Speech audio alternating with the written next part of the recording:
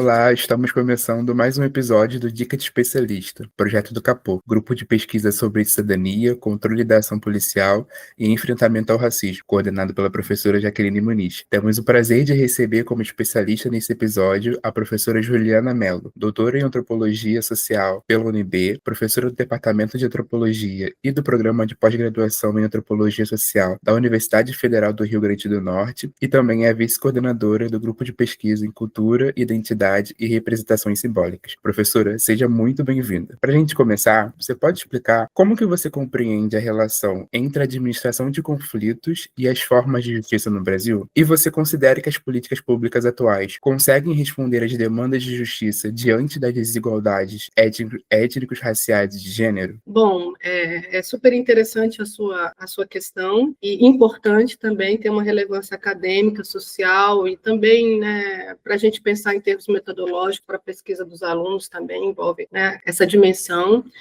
A forma de administração de conflitos no Brasil, né, eu acho, e aí o Cândido de Lima colocava muito fortemente isso, né, que no Brasil a gente administra os conflitos, mas não resolvemos. E uma das nossas, né, dos nossos caminhos é o encarceramento da pobreza, né? Então, assim, nós temos uma legislação totalmente fundamentada na ideia de igualdade, né, de universalismo, né? Mas na prática a gente tem, né, o Cândido de Lima trabalha muito com isso, assim como o Roberto Amar. A gente tem um sistema hierárquico que funciona a partir de quem é dito como pessoa no Brasil, quem tem capital simbólico, econômico, etc., né? Aqueles que não têm capital simbólico, para eles essa igualdade acaba acontecendo no sentido da punição, mas não do acesso a direito, né? Então, há uma sensação de que direitos não são para todos no Brasil, né? Então, assim, você tem situações muito desiguais, como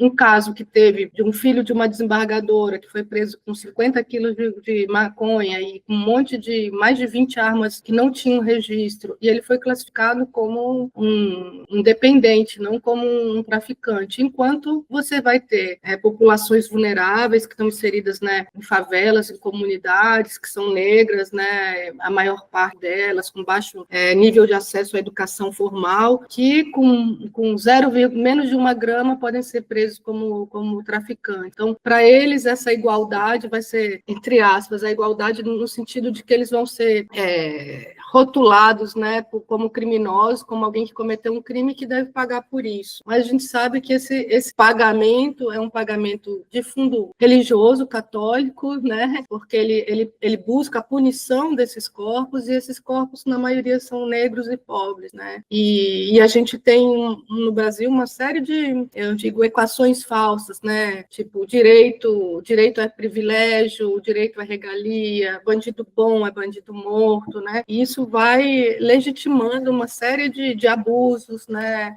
provocando fissuras na nossa democracia também, né, então, assim, e em termos prisionais, por exemplo, que é o meu campo, que eu trabalho mais, então a gente tem hoje a terceira maior população carcerária do mundo, né, então, e aí a gente tem uma equação falsa, desculpa, né, de que a gente no Brasil não prende muito, a gente prende muito, mas a gente prende mal e prende seletivamente, né, mas enfim, a gente tem quase 800 mil pessoas em situação de prisão hoje, e a violência ela não diminui no Brasil, ao contrário, a gente está vendo cada vez mais a expansão das facções, o aumento da violência urbana, né? Aqui no Rio Grande do Norte, Fortaleza, né? São várias situações de guerra que a gente está enfrentando nas ruas em virtude dessa situação. Então, a forma de administração do conflito no Brasil, eu não vejo, em termos, sintetizando como eficaz, né? Ela é eficaz no sentido, né, de fazer o controle social da pobreza e da questão racial, e aí tem questões de gênero também, né, que estão aí envolvidas também, em relação ao sistema prisional, por exemplo, né, a gente sabe que a maior parte das mulheres, elas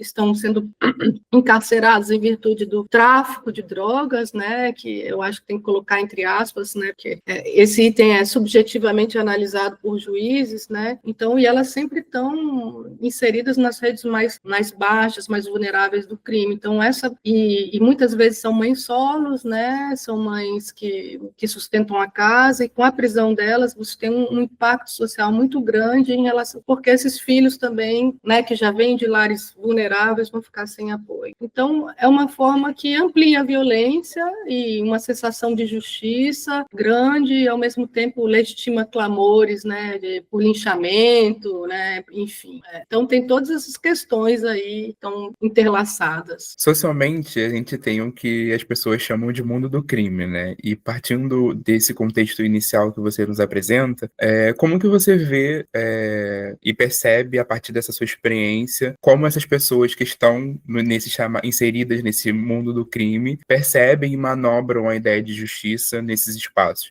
Como são as relações entre trajetórias criminais, a busca por reconhecimento ou mesmo a ascensão social e rebeliões dentro das unidades prisionais? Bom, ótima pergunta também, né? Então, a gente tem, por exemplo, dentro do sistema prisional, porque é dentro do sistema prisional que as facções se fortalecem. Elas nasceram dentro do sistema prisional, inicialmente na década de 70, né? No presídio de Ilha Grande, no Rio de Janeiro, né? E aí houve um movimento, né? De encarceramento de presos políticos, enfim, e aí deu origem ao Comando Vermelho e depois ao PCC, e hoje a gente tem vários, né, grupos faccionados no Brasil disputando e fazendo alianças entre si. Então, começar a falar da prisão, né? A prisão brasileira, ela é marcada pela superlotação, pela tortura sistemática, como acontece aqui no Rio Grande do Norte, pela alimentação inadequada para seres humanos, pela falta de acesso à higiene, a itens de higiene, pela falta de acesso a médicos, né? Então, é um processo de adoecimento, as práticas são de humilhação, né? Então, assim, e dentro dessa miséria prisional,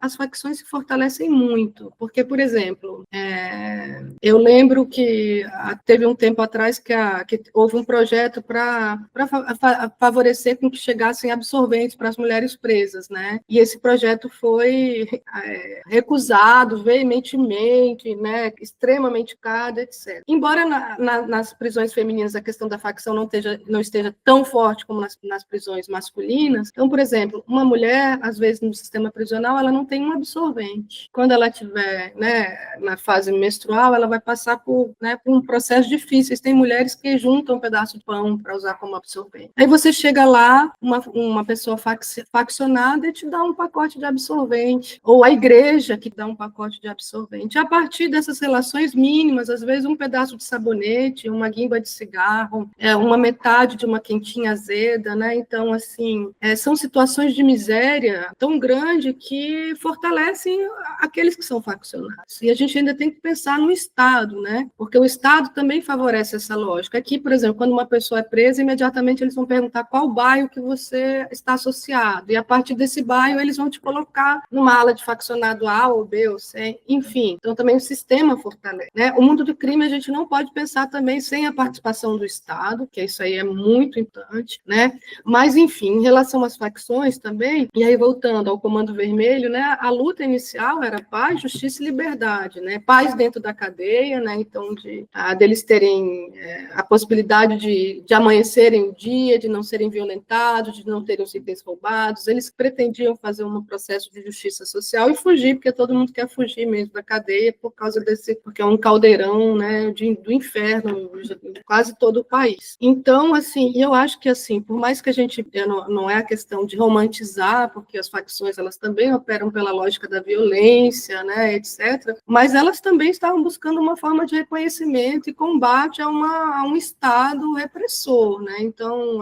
tem um documentário que eu gosto muito, passei no Rio de Janeiro, que é Crônicas de uma Guerra Particular, né? Que tem vários moradores que falam, né? Que antigamente a polícia entrava na favela de qualquer modo, atirando. Então, às vezes, você tinha um tênis comprado lá em 10 prestações e falavam que era roubado, humilhado. E agora você tem grupos armados, né? Que vão reagir. Então, isso muda um pouco a dinâmica, né? E cada vez mais as facções, elas mostram o poder que elas têm, né? A gente, por exemplo, no Rio Grande do Norte, existiram várias ocasiões em que aeroportos foram fechados, o aeroporto foi fechado, escolas, teve ateamento de fogo em carros, né? Em carros particulares, em prédios públicos, né? Isso é uma facçãozinha pequena aqui do Rio Grande do Norte, Sindicato do Crime. Enfim, e aí, então, tem toda essa questão, então, essa miséria, a participação do Estado, a repressão policial vista como injusta, o modo como o povo pobre, negro, é esculachado, né? Então, assim, e aí você tem também uma mudança de mentalidade dos jovens, né? Que muitos jovens hoje, eles não estão mais buscando ter um emprego fixo no supermercado, que vão trabalhar 12 horas por dia para ser humilhado às vezes, e no final do mês não ter o recurso suficiente para comprar um remédio extra que aparecer, por exemplo. Esses jovens, eles têm outra mentalidade agora, é a vida louca, é a vida, né? Então a gente também não pode pensar que o crime está vinculado só à questão assim de necessidades econômicas, né? Porque tem também a busca por ostentação, pelo luxar, né? E não só isso, né? Porque o que significa essa ostentação, esse luxar? Significa você ser reconhecido numa sociedade como consumista. Então, eu sou de Brasília e houve uma época que teve um assalto, enquanto eu morava lá, que um menor, ele invadiu uma casa, fez gente de refém, a polícia entrou, enfim, e aí teve uma negociação e ele se entregou no final, não teve um ato maior de violência, mas qual foi o que ele mais queria? Ele queria um tênis Nike e comer no McDonald's, né? Então, na verdade, são símbolos, né, na sociedade que a gente tem, que vão mostrar quem é aquele que é, como eu falei, né, pessoa ou não. Então, um jovem faccionado, ele tem uma roupa de marca, ele tem um tênis de marca, ele tem um colar de ouro, isso chama as mulheres também, tem a arma na cintura, que vai agregar esse sentido de virilidade, também é cobiçado nesse mundo, né? Então, e aí você tem, mas há sempre uma busca por reconhecimento também, né? E acho que também a questão da vingança também é uma questão importante às vezes, né? Então tem muitos, às vezes tem pessoas que entram no crime a partir de injustiças que sofreram, ou de esculachos, né? Assim, de estar voltando do trabalho e mora numa periferia e leva um esculacho da polícia e aquilo engasga e gera, né, vários ciclos de vingança que vão cada vez se ampliando mais na nossa sociedade, porque a polícia quer vingar o faccionado, enfim, aí a gente tem esse excesso de mortes, né, que marca o nosso país, né. Então eu acho que a questão criminal a gente não pode pensar também sem essa busca por reconhecimento e sobre pensar quem é reconhecido nessa nossa sociedade, né. E o triste é, de fato, perceber, né, que quem é reconhecido é aquele que tem recursos,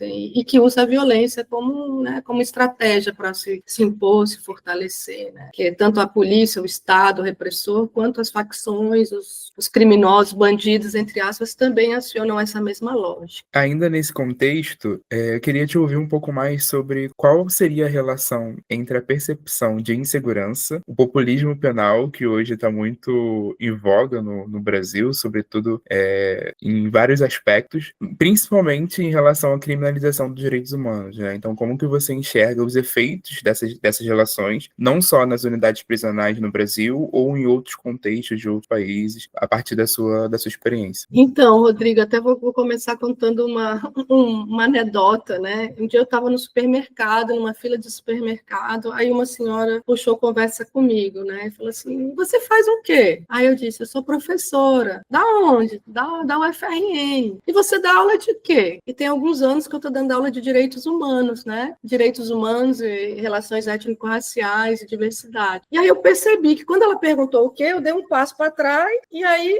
falei, direitos humanos, bem baixinho, né? Porque, assim, então é uma anedota que eu estou trazendo, mas hoje a gente vive um modelo brasileiro em que é uma outra equação falsa, que direitos humanos é coisa de bandido, e tem uma implicação enorme, consequências sociais enormes para a gente enquanto população e para as pessoas que estão dentro do sistema prisional e para nós todos, né? Porque, assim, a gente tem uma campanha e com o último governo isso foi muito fortalecido, inclusive com homenagens a torturadores, né? Enfim, e assim, e a gente tem, de fato, uma violência também urbana que assusta as pessoas, que gera pânico, né? Então, por exemplo, eu não sei se você está acompanhando o que está acontecendo no estado do Ceará, mas, por exemplo, tem cidades inteiras que estão sendo expulsas, facções. Então, assim, você imagina, né? Assim, eu tive uma aluna que estava escrevendo, eu participei de uma banca, na verdade, escrevendo em contexto de favela, assim, e com tiroteio. Então,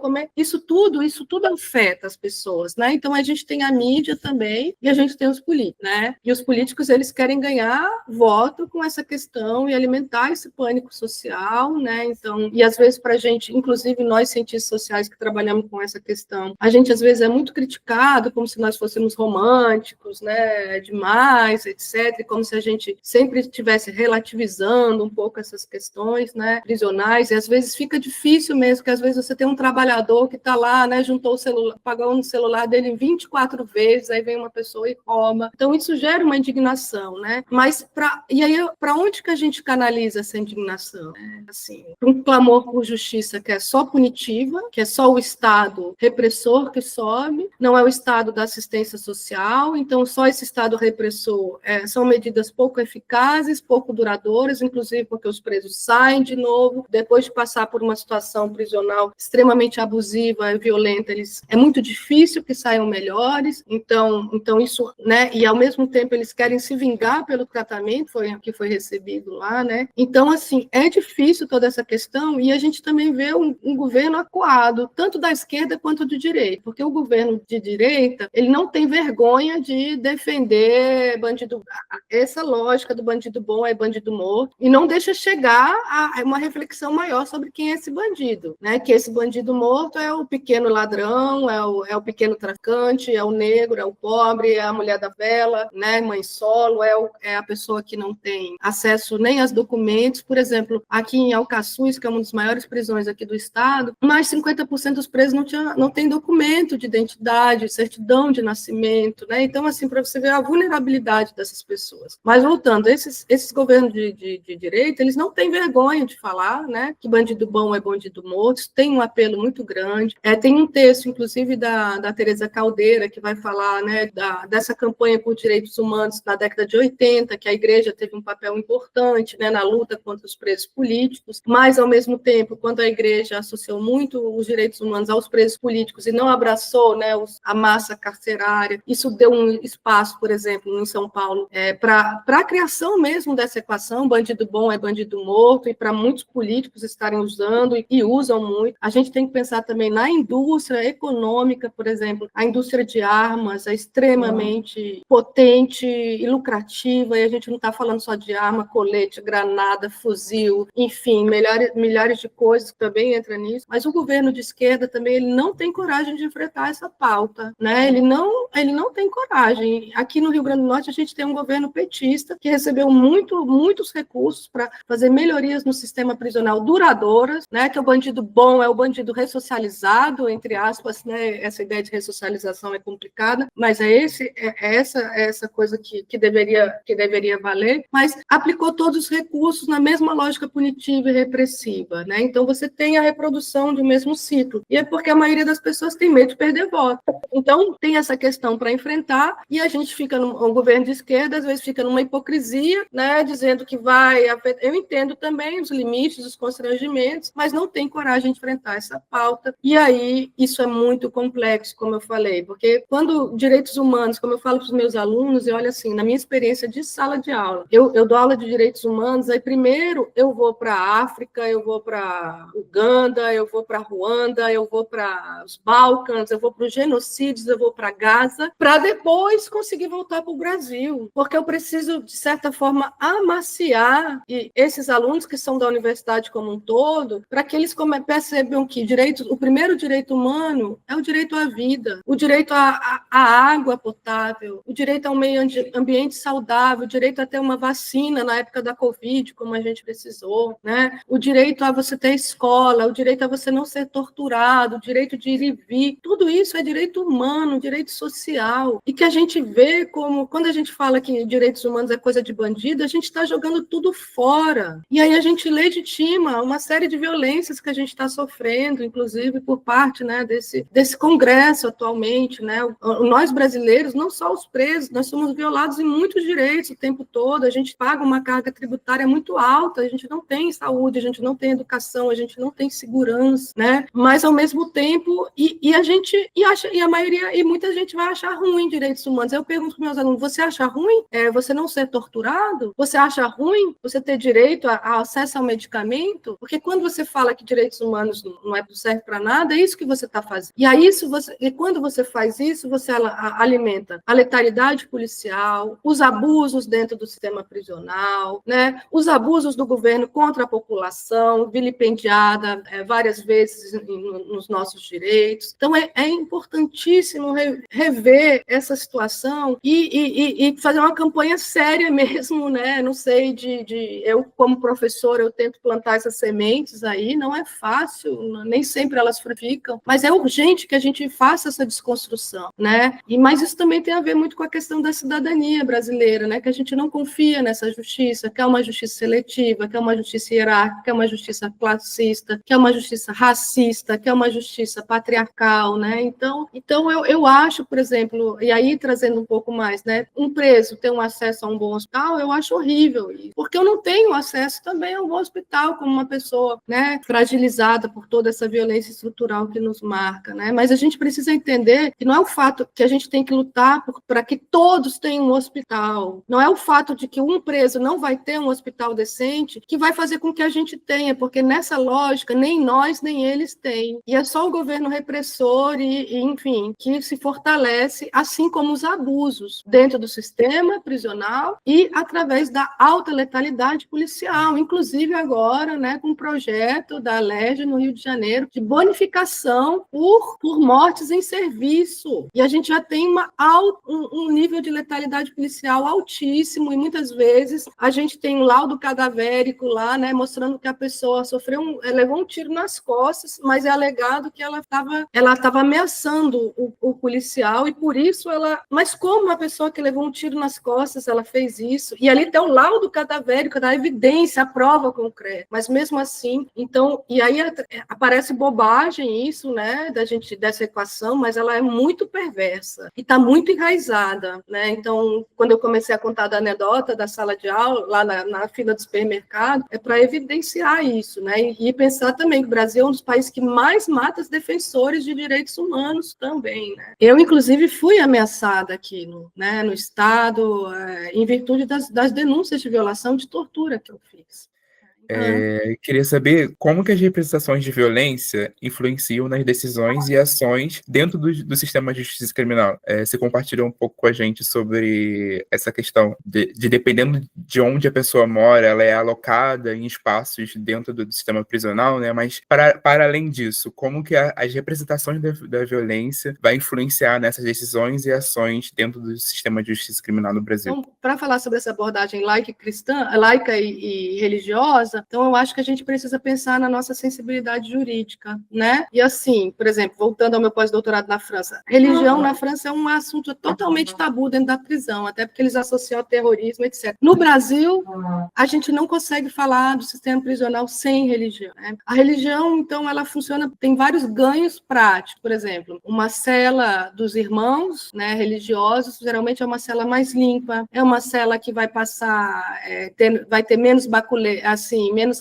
vistorias violentas, e também, às vezes, a questão religiosa é um salvo-conduto para quem entra na vida do crime, na facção, que a gente sabe que isso se agarra, né, na pessoa, e muitas vezes a pessoa, se ela quiser sair da vida do crime, ela vai ser morta, e ela só não vai ser morta se ela estiver dentro da vida religiosa, né? Então, assim, aí tem muita gente que vai falar, ai, meu Deus, mas eles estão usando a religião só para mentir. Não é assim, né? Porque eles são vigiados, e se você estiver sendo um falso pastor, um falso evangélico, você pode ser punido, e há um rigor enorme em relação a como você fala, como você se veste, como você se porta, como você anda, né? Inclusive, aqui no estado, a gente teve uma história muito triste de um rapaz dependente químico, passou pelo processo de um massacre de Alcaçuz, depois conseguiu sair como pastor, né? Mas ele não aguentou a pressão, voltou para o crack, voltou a roubar e foi assassinado pela polícia, né? Então, são modelos muito rígidos, mas às vezes são modelos possíveis para a pessoa sair da vida do crime com algum salvo-conduto, e também a aceitação social, né? Porque a igreja aceita essas pessoas, aí forma um vínculo de pessoas, inclusive.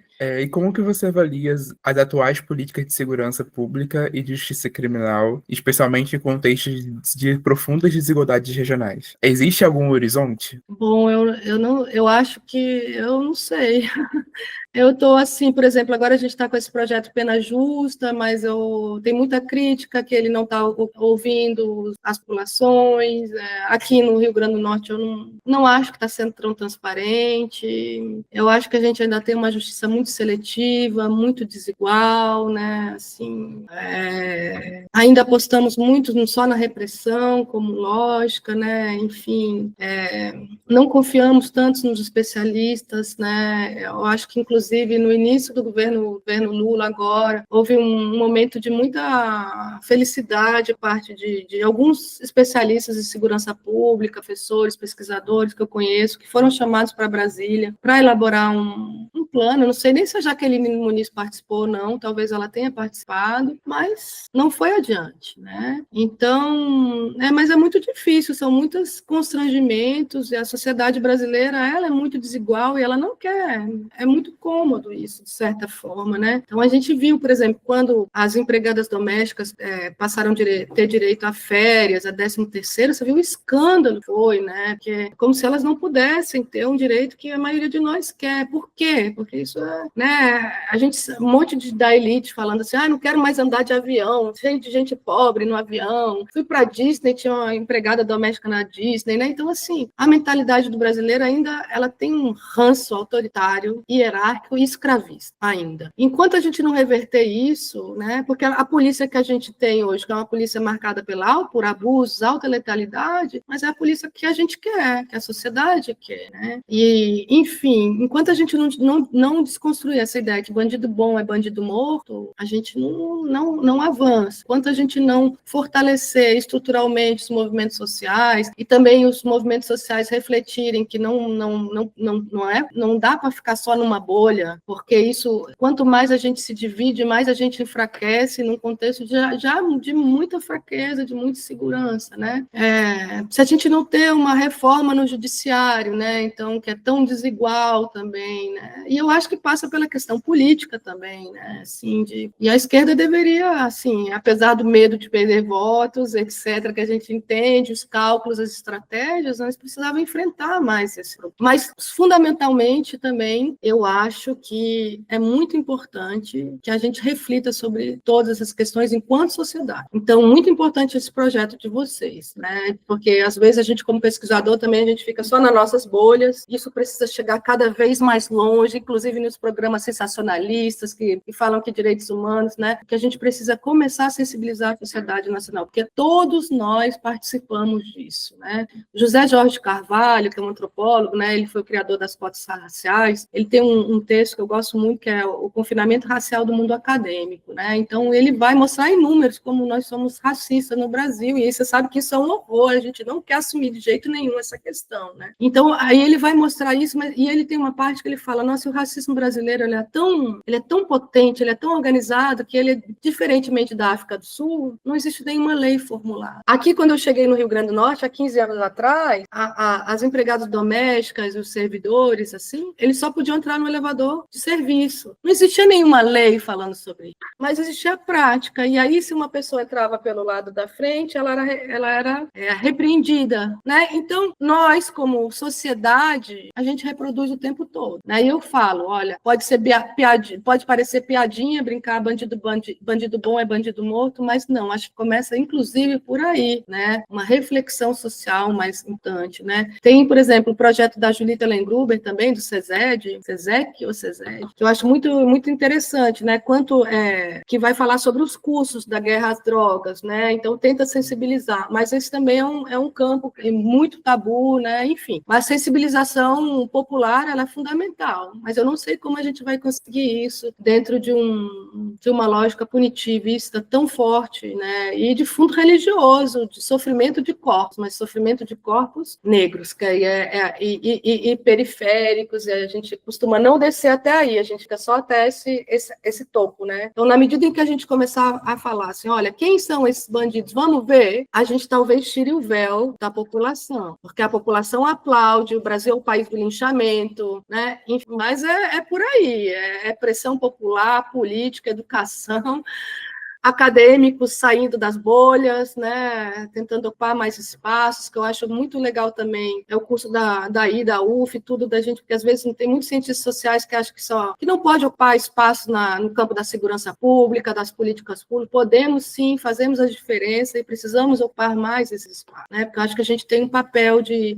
formação cidadã importante quanto cientistas sociais, mesmo que a gente seja desvalorizado, atacado, enfim, tudo que a gente sabe, né, dentro dessa lógica de que a gente sempre está perdendo direitos, né? Enfim, acho que é isso. E para terminarmos, professora, quais dicas você daria para essa galera que quer pesquisar sobre acesso à justiça, violências, sistema prisional, segurança pública? O que para você não pode faltar? Motivação, vontade, sentido, né? Eu acho que é um tema difícil, não é todo mundo que aguenta, né? Por exemplo, aqui no Rio Grande do Norte, a gente teve situações tão complexas que muitos alunos meus ficaram traumatizados, não querem trabalhar mesmo mais com o tema. Não é todo mundo que aguenta, porque às vezes você sente uma sensação de impotência muito grande, né? Mas quem se apaixona e sabe que tem um papel importante socialmente. Eu sinto, por exemplo, que dentro das aulas que eu dou, da minha contribuição mínima, né, de direitos humanos, eu planto sementes de 50, de 60 alunos, se 5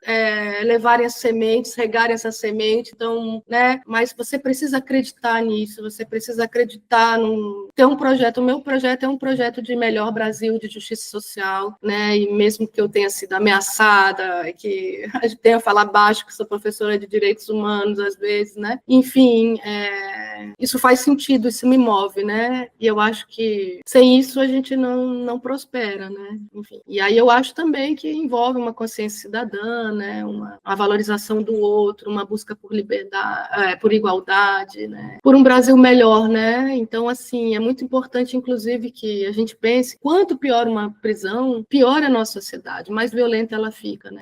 Se eu estou lutando por direitos humanos, é porque eu quero que meu filho possa, né, sair aqui, andar pela rua sem ser assaltado, sem ser morto, né? Então, quanto melhor for uma prisão, a sociedade... O que acontece na prisão, isso sai o tempo todo. A gente vê essa coisa da facção, a gente vê a coisa da violência, né? Então, eu luto por uma prisão melhor, porque uma prisão melhor vai garantir um Brasil melhor, uma sociedade menos violenta e um Brasil mais democrático. Quando um preso é torturado e quando a gente bate palma para isso, é a democracia como um todo que paga, né? E embora eu seja branca, universitária, provavelmente eu não vou sofrer, né? Assim, colocando esse privilégio assim, não como uma coisa positiva, mas infelizmente, né? E que eu não vou sofrer como um menino que é da favela do Mosquito, aqui, por exemplo, no Rio Grande do Norte, mas eu posso também chegar lá, né? E, enfim, somos todos humanos, né? Então é a luta pela humanidade. Que tipo de sociedade nós queremos ser? Mas se você não quer construir uma sociedade melhor, se você não tem essa gana, você vai enfrentar muitos desafios, desconfortos. Entrar na prisão não é fácil, você vai encontrar muitas situações de impedimento, de negação de pesquisa, de constrangimento dos seus interlocutores, que vai ser super difícil às vezes de você lidar, né? Mas você tem que ter um sentido maior que te guia, né? E aí cada um vai achar o seu. O meu é esse, e é o que eu tento plantar com os meus alunos aqui. E plantar com vocês aí através dessa minha fala agora.